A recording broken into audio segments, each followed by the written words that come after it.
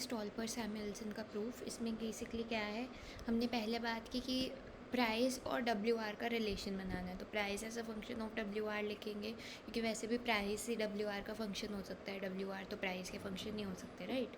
तो वो चीज़ है, वो किया हमने। फिर क्योंकि हमें चेंज देखना था तो डिफ्रेंशिएट कर दिया टोटली। फिर हमें पता था कि basically del F Y by del W जो है वो ए एल आई के बराबर होता है, वो पुट इन किया हमने, ताकि हम इसको बेसिकली राइट साइड को कॉस्ट के नज़दीक लेके जाएंगे, लेफ़्ट साइड को परसेंटेज चेंज इन प्राइस बना देंगे। पी आई से डिवाइड कर दिया परसेंटेज चेंज इन प्राइस बनाने के लिए। राइट साइड में पी आई का ज़्यादा सेंस नहीं बन रहा था तो उसकी जगह पर सी आई पुट कर दिया। और फिर क्योंकि परसेंटेज चेंज इन वेज और रेंट भी बनाना था तो डब्ल्यू से मल्टीप्लाई डिवाइड कर दिया, आर से मल्टीप्लाई डिवाइड कर दिया। ठीक है, जो कॉस्ट शेयर आया उसको थीटा L1 थीटा L2 ये सब कह दिया।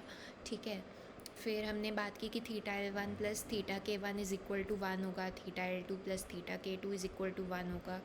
ठीक है, फिर हमने बात की कि इस पूरे को हम बेसिकली दो इक्वेशंस में एक्सपैंड करके लिख देंगे।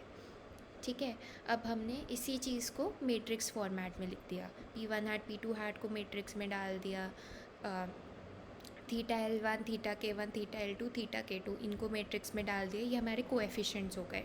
W हैट R हैट को अलग से लिख दिया। ठीक है, अब हमें W हैट R हैट के लिए सॉल्व करना है, तो हम W हैट R हैट को लेफ़्ट में ले गए।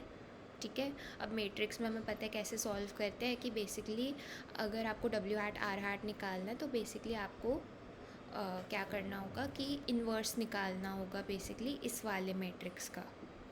ठीक है, कोएफिशिएंट मैट्रिक्स का इन्वर्स निकाल कर और उसको P1 हैट P2 हैट से मल्टीप्लाई करना होगा, क्योंकि अगर आप इधर भी इन्वर्स मल्टीप्लाई करोगे, इधर भी इसका इन्वर्स मल्टीप्लाई करोगे तो राइट साइड पे इन्वर्स और ये कट जाएगा, खाली W हैट R हैट रह जाएगा।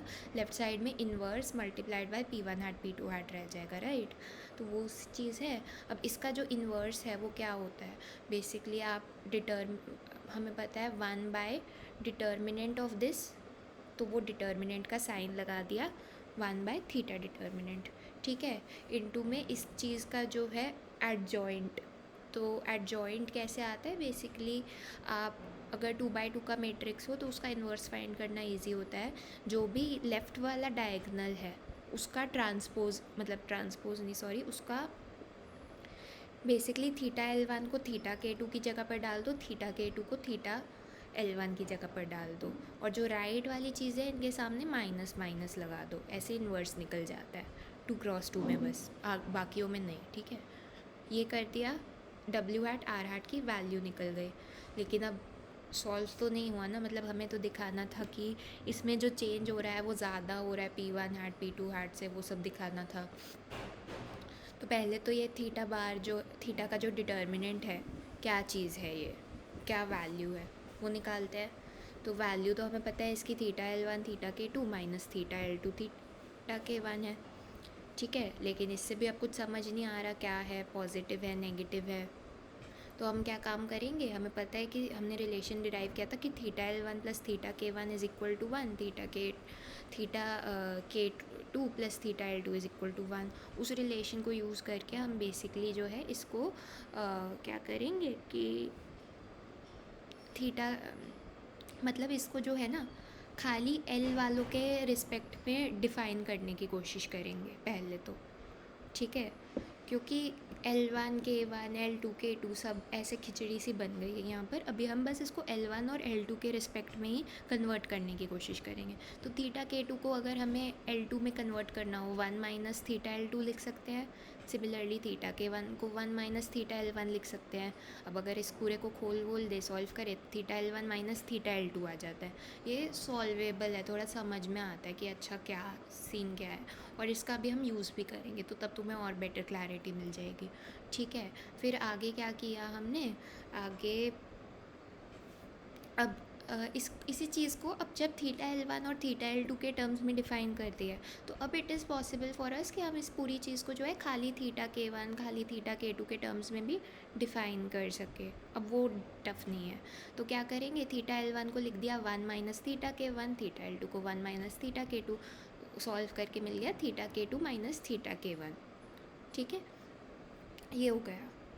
अब बात करते हैं कि प्राइस चेंज हुए, बट हमने ये सब नहीं बता स्पेसिफाई किया कि कौन सा गुड लेबर इंटेंसिव है, किसका प्राइस चेंज हुआ, हो क्या रहा है, ये सब वी नॉट टॉक्ड अबाउट अभी तक ना, तो वो बात करते हैं अब। एज्यूम कर लो इंडस्ट्री 1 लेबर इंटेंसिव है। अब अगर वो लेबर इंटेंसिव है तो मतलब वो इंडस्ट्री 2 से ज़्यादा लेबर हायर कर रही है, विच मीन्स कि इंडस्ट्री 1 का जो खर्चा हो रहा है लेबर पे, इट इज़ वो जो शेयर है, अगर वो 60% खर्चा कर रही है लेबर पे, तो इंडस्ट्री 2 उससे कम करेगी, क्योंकि वो तो लेबर इंटेंसिव है नहीं। जब लेबर इंटेंसिव वाली ही 60% दे रही है, अपना पूरा खर्चे का 60% दे रही है लेबर को, दूसरी वाली तो 60 से कम ही देगी ना, वो चीज़ है। तो इसका क्या मतलब हुआ, इसका मतलब हुआ कि थीटा L1 जो है, जो कि इसका शेयर है कि कितना कॉस्ट में लेबर को इंडस्ट्री 1 में दिया जा रहा है, कितना खर्चा जो है वो इंडस्ट्री 1 में लेबर पर किया जा रहा है, उसका परसेंटेज वो थीटा L2 से तो बड़ा ही होना चाहिए। तो थीटा L1 अगर थीटा L2 से बड़ा है, मतलब theta L1 minus theta L2 positive हो गया। तो पहली बात तो ये होनी चाहिए ना कि मतलब अगर आपको इसको सॉल्व करना है तो आपको ये चाहिए, हमें हमेशा यही बात करते हैं कि डिटर्मिनेंट जो है वो ज़ीरो नहीं हो सकता। वो ज़ीरो हो गया तो फिर 1/0 तो इन्फिनिटी चला गया ना, वो तो डिफाइंड ही नहीं है। तो ये ज़ीरो हमें इतना तो समझ में आ गया कि ठीक है भाई ये ज़ीरो नहीं है। अब हम आगे देखेंगे, ठीक है।